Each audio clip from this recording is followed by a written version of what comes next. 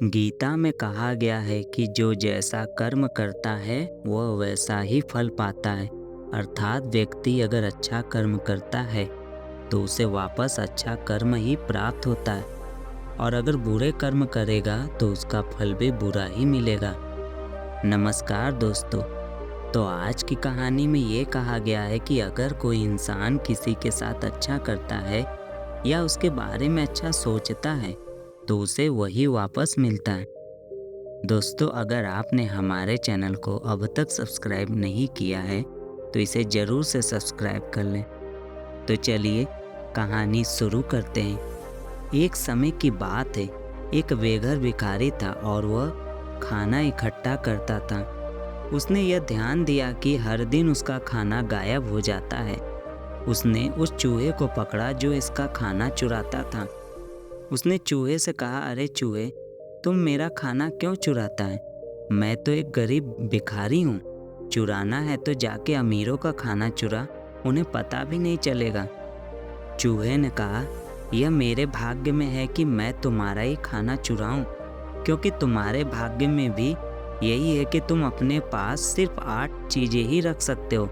चाहे तुम कितनी भी भीख मांग लो या कितना भी इकट्ठा कर लो, तुम केवल उतनी ही चीज रख पाओगे। यह सुनकर उस बेघर इंसान को सदमा लगा और उसका दिल भी टूट गया। भला कौन ऐसी किस्मत पाना चाहेगा? वो बेघर इंसान निश्चय करता है कि वो भगवान बुद्ध से मिलेगा। वो अपनी इस समस्या का समाधान पूछेगा। इस तरह वो बेघर इंसान यात्रा पर निकल पड़ता है। बुद्ध को ढूंढने के लिए वो पूरा दिन यात्रा करता है और शाम को अपने आप को एक धनी परिवार के घर के सामने पाता है।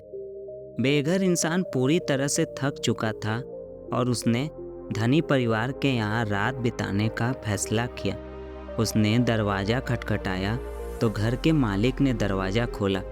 बेघर आदमी ने कहा, मैं एक यात्री हूँ और इस इलाके में नया हूँ। क्या मुझे यहाँ रात बिताने की जगह मिलेगी? फिर घर का मालिक उसे अंदर ले जाता है। रात में जब खाना खाते वक्त वे बातें कर रहे थे तो घर का मालिक उससे पूछता है, भाई क्यों और कहाँ के लिए इतनी रात को यात्रा कर रहे थे? उस गरीब इंसान ने कहा, मेरे पास बुद्ध के लिए एक सवाल है और मैं उनसे मिलने जा रहा हूँ। जब उस घर की मालकिन ने यह सुना तो कहा, क्या आप हमारी तरफ से भी एक सवाल बुद्ध से पूछ सकते हैं? उस बेघर इंसान ने कहा, बताइए, मैं आपकी तरफ से जरूर पूछूंगा। मालकिन ने कहा, हमारी 116 साल की बेटी है जो बोल नहीं सकती। हमें बस ये पूछना है कि हमें क्या करना होगा जिससे वो बोलना शुरू कर दे। अगली सुबह ही बेघर इंसान उसे आश्रय देने के लिए उनका धन्यवाद करता है और आश्वासन देता है कि वे उनका सवाल बुद्ध से जरूर पूछेगा।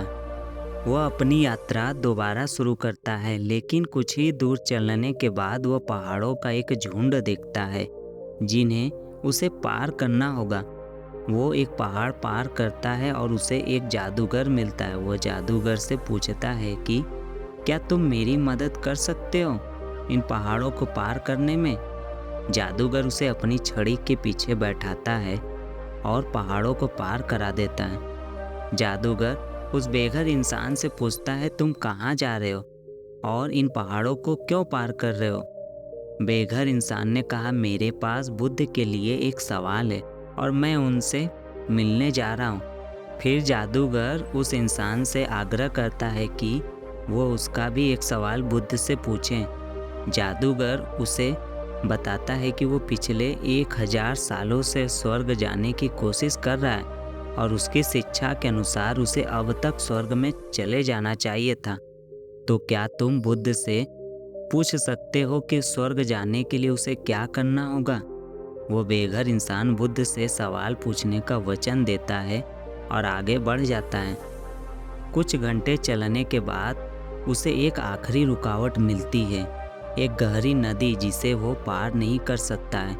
लेकिन सौभाग्य से उसे नदी के किनारे एक बड़ा कछुआ मिलता है जो उसे नदी पार कराने का फैसला करता है। जब वे नदी पार कर रहे होते हैं तो कछुआ उससे पूछता है, तुम कहाँ जा रहे हो?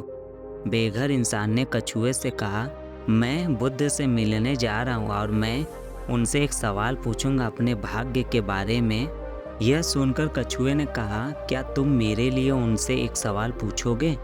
मैं पिछले 500 सालों से एक ड्रैगन बनने की कोशिश कर रहा हूँ, लेकिन अब तक मैं ड्रैगन नहीं बन पाया। क्या तुम बुद्ध से पूछ सकते हो मुझे ड्रैगन बनने के लिए क्या करना होगा? वह इंसान नदी पार कराने के लिए कछुए को धन्यवाद करता है और उसे आश्वस्त करता है कि वह उसका सवाल बुद्ध से जरूर पूछेगा।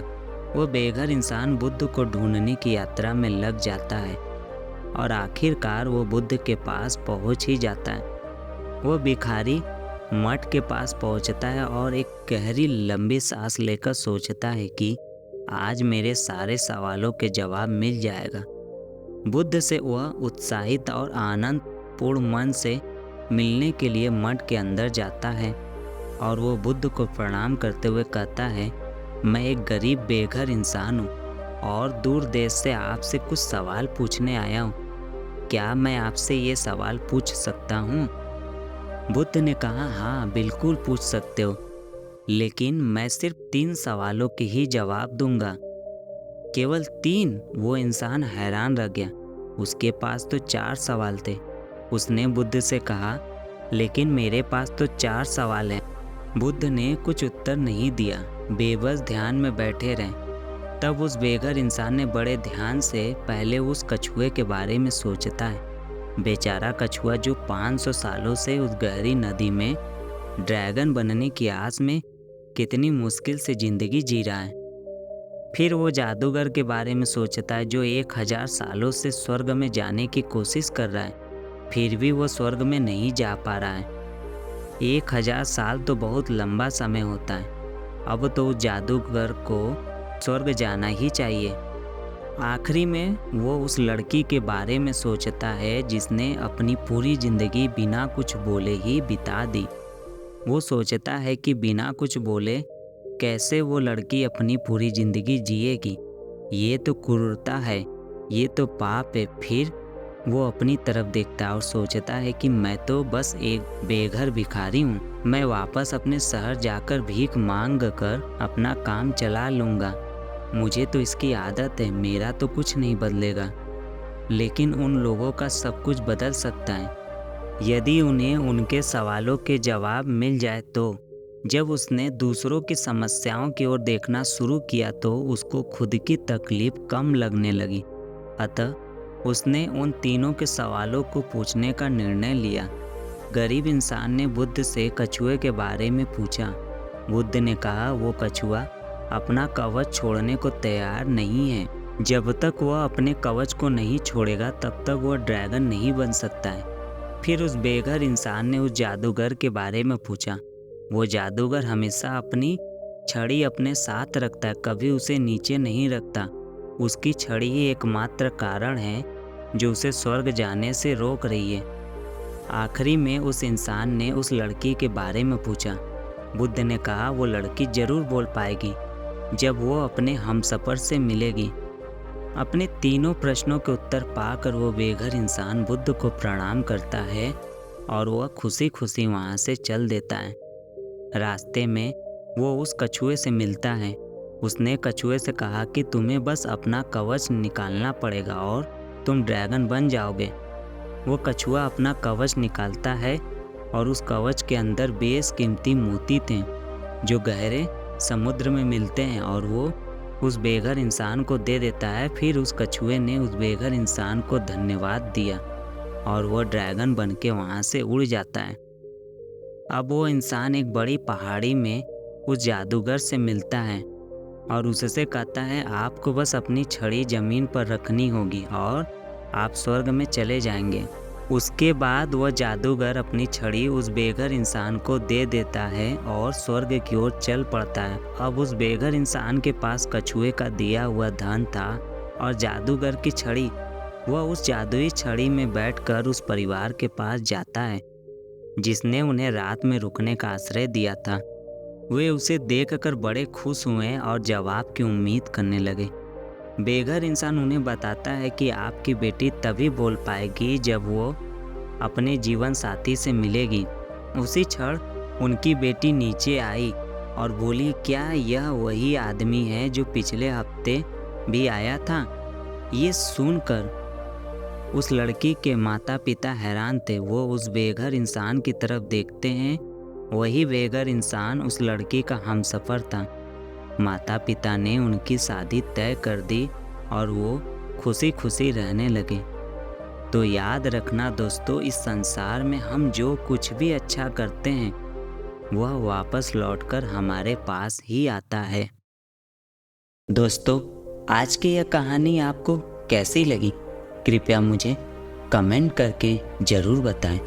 और अगर आपको यह कहानी पसंद आई है तो अपने दोस्तों को ज़रूर शेयर करें। इसी तरह की मोटिवेशनल कहानियों के लिए हमारे चैनल को ज़रूर सब्सक्राइब कर लें। अपना बहुमूल्य समय देने के लिए धन्यवाद।